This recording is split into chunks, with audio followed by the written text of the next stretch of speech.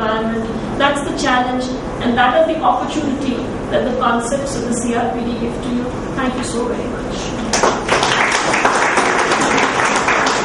But there is tea outside, which in a while will become iced tea without the ice in it, and with milk in it, which would then taste extremely bad. So I request all of you to please go out and have your tea and biscuits, and then we'll resume. And we'll have the next session, and then you can ask, because the next session is on important litigation and disability. So then I'm sure we can follow up with questions, and we'll ask Professor Nanda to be on the discussion panel. Questions, but she has her tea. So, because she will have to leave. Thank you very much. And for all of those who have still not been allocated rooms, or who have not completed their room registration with St. Anne's, I request you to go and do it downstairs during the lunch break. And as well as the registrations for this meeting. If anybody is being left out, please do that as well. Thank you. Please settle down. Our next session is on disability litigation. This is a highlight to run you through the important litigations that have been fought and won on various disability issues, not necessarily related to ill treatment and torture, but just to give you a general perspective on how courts have been reacting on the matters of disability. For this session, we have two advocates who've been working on the issues of disability in India. We're going to begin with Mr. Rajan Mani, who is an advocate. As he had said in his introduction, he is the Executive Director and Founder Trustee of Advocates for Public Justice Foundation and Director of the Disability Law Initiative. He has been fighting public interest litigation on issues of employment, education, access and non-discrimination for persons with disabilities. He is currently leading several high-impact cases for disabled persons, particularly for equal access to higher education and employment. Prior to his work in law, Mr. Mani worked for several years in the telecommunications industry, both abroad and in India. He has also done a degree in BTech and a Masters of Science from the University of Maryland, United States of America. I'd hand it over to Mr. Mani now. In that brief, there were two doors that he was facing. One door led to the land of equal opportunity, justice, non-discrimination and affirmative action for disadvantaged groups. And the other door led to a courtroom where he would argue about equal justice, equal opportunity and fairness. Of course, he chose the second door. Okay. Some people got that. I think lawyers would have got that.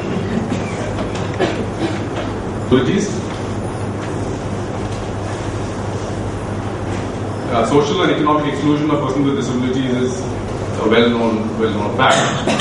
And I was heartened to see that even in the ERT project that Seema is managing, that exclusion from society, from integration with society, is also seen as a kind of torture, and it really is. As far as the number of people, I think this is an issue because when we go to the courts and we say that there is a need for the courts to pronounce on some affirmative action, we try to convey to the court there's a large number of people who are affected by this non-provision of affirmative action and who would be benefited by the court's action. And we give numbers. So I recall one time we were before the Supreme Court and Justice Cyriac Joseph was then one of the justices there. And he asked, well, how many people, the issue there was accessibility in higher education. And Justice Joseph asked, well, how many people will be affected? How many persons with disabilities are there in India? And I enthusiastically said what I had read, which was 70 million or 80 million. And he asked, well, where did you get this information from? And I did not know, but I thought I must answer. So I said, well, government survey. And immediately the government on the opposite side got up and said, that is wrong. Our survey says 21 million only. I was embarrassed. So that very same night I went and did some research on the net and found out that this number actually came from as authoritative a source as the World Bank, which said that the way that we have done our survey is faulty and the right questions are not asked They're not inclusive in terms of all kinds of disabilities. And if you do ask the right questions and train the survey takers, then you would in fact end up with a higher number. That's one. And the recognition of such disabilities in other areas. CRPD being inclusive in definition.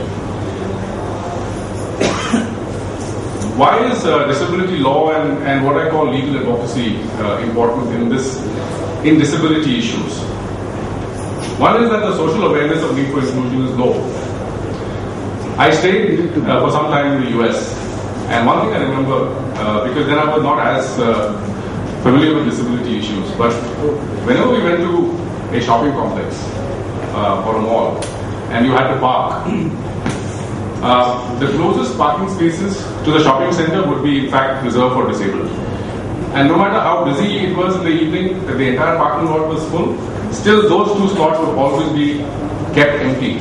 Not that there were any policemen or cops patrolling around and making sure. It was just the ordinary citizen's sensitivity to the requirement of a disabled person. I don't think that this kind of sensitivity is present in India. I would also make the point, when we talk about disability, that everybody is disabled to a certain extent.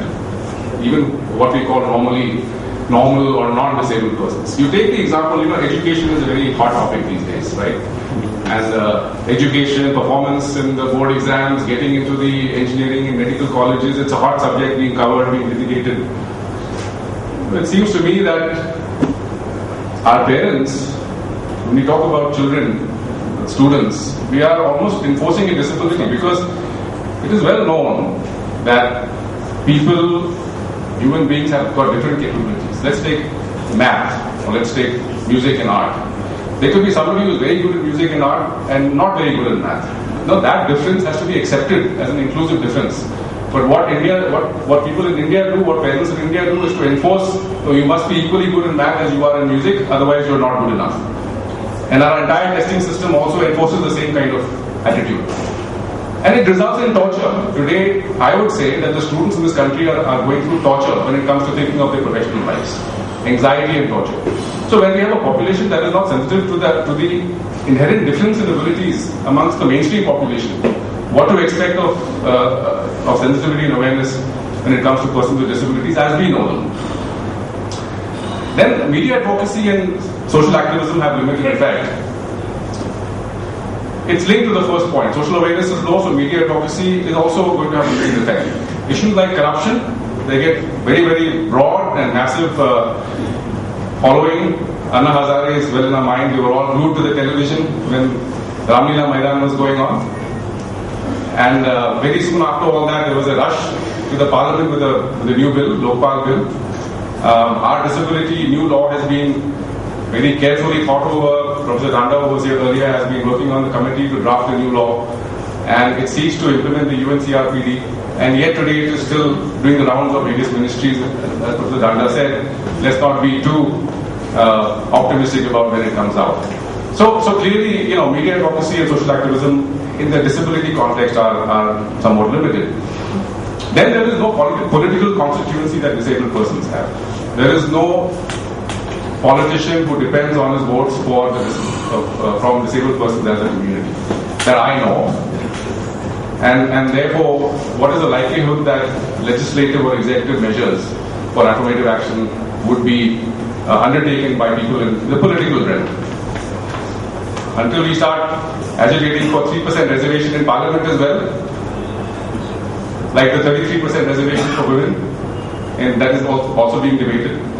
I think it's unlikely we'll have any political influence. Then the fourth point is that direct lobbying with the legislature and executive, that is people going to the parliamentarians and people going to the executive branch, the ministers and the bureaucrats, that is not well developed in India. In a country like the US, there are very, very well-defined, well-structured lobbying groups.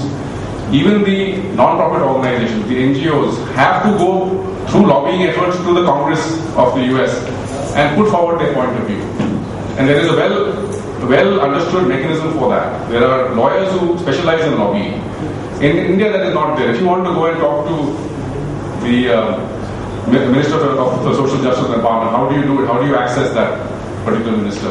If you want to go and talk to a senior bureaucrat in the Department of Personnel and Training, how do you access that person? How do you get credibility before that important and influential person? It's not well developed. One small sign of encouragement there is now a outfit, a non-profit organization known as the PRS Legislative Research, which is now operating, and what their function is that they actually educate parliamentarians about issues that will soon be coming before them in the form of bills, so that they can vote along lines that make sense in the public interest. So that is happening, and it would be nice if the disability community was to begin to engage with these kind of organizations, so that we can directly impact the thinking of our parliamentarians on the issues. But until all those things happen, ultimately an approach based on rights and entitlement and disability legal advocacy is necessary. And I remember that in one other case in the Supreme Court, when we went, again regarding an issue of access in higher education, Justice Patnaik made the comment that unless disabled persons come here, they will not get anything anywhere. So even the courts recognize that they are in fact at this point one of the avenues for remedy and redress when it comes to non-inclusion. Professor Dhanda talked about this a little bit. I believe that we have a strong basis in disability law in India. There is no shortcomings. When you take the various constitutional provisions, when you take the Person with Disabilities Act and the other acts as well, the UNCRPD, there is a large body of legal provisions that already exist in the country. The only problem is implementation of the provisions. Now, in the Constitution of India, it has been mentioned earlier that there is no mention of disability. And that's a debatable point, whether we really need a mention of disability in the Constitution as such. One might know, for example, when it comes to the Dalit groups, the SC/ST groups, the SC/ST commissions have been mandated in the Constitution. There's Article 338 of the Constitution that sets up the SC/ST commissions and provides them with certain duties and responsibilities. And that is why today when the SC/ST commission issue certain directions or orders or injunctions, then those are taken seriously. Whereas the Disability Commissioner, of course, is just a product of the Disability Act. Now, so before the Act came into place, we had Article 14, which mandates equality. The government shall provide equality to the people, non-discrimination, non-arbitrariness. And in the well-known and landmark Indira Sahni judgment of 1993, the Supreme Court has said that it is not just theoretical equality or paper equality, that the state must undertake positive measures or affirmative action to make unequals equal. And in fact, the Indira Sahni judgment in several places actually mentions persons with disabilities and places them on a footing with other socially and economically backward classes and said that positive measures must be taken.